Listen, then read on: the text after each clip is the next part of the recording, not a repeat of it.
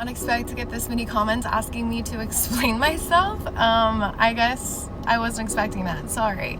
Usually I just say something in the comments and it goes like pretty much unnoticed, so I wasn't really expecting to have to do a story time, but since you insist. And I don't know if it's gonna be exactly what you guys want, because it really like wasn't her fault, kind of. So like, I don't know, whatever, I'll just explain what happened. So literally like 10 years ago, like 2015, 2016-ish, I think it was 2015. I guess she and I were dating the same guy, or at least that's what it looks like. I never got to talk to her about it, so like I don't really know for sure what happened, but I assume the man is lying because that's generally how it goes. Anyways, I was seeing this guy. We met, I think, on like Instagram or something, and he was like, he invited me to like a yacht for our first date. So like we went out on a yacht and it was like really cute. And then I think our second date was like at Nobu, and we literally drank like $500 worth of champagne because it was like on his agent's bill or his manager or whatever. I don't fucking know. It was insane. We had a really good time. But then we were hanging out one time at his house, and we like walked somewhere, like a 7-Eleven or something for something, and this like black SUV pulls up, and he started acting really weird and like trying to like walk like literally like 10 feet away from me, and I was like, what are you doing? What's going on?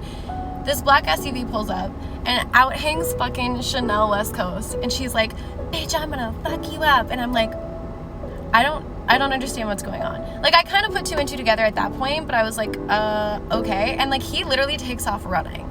So like, I had to find my way back to his house, fucking mortified, to get my keys so I could leave.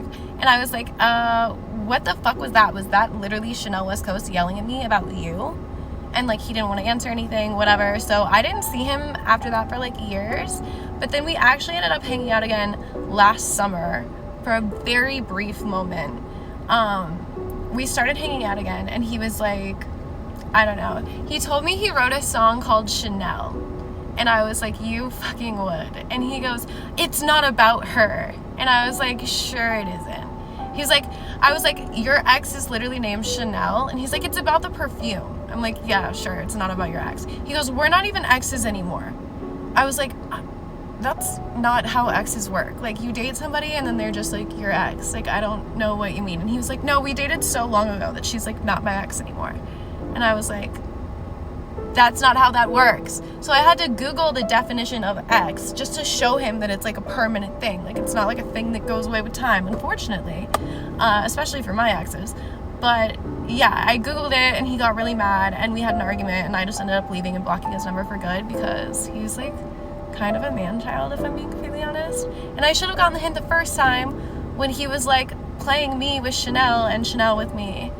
But anyways, yeah, she leaned out of an SUV and like threatened to beat my ass. But I feel like it was kind of for good reason on her part.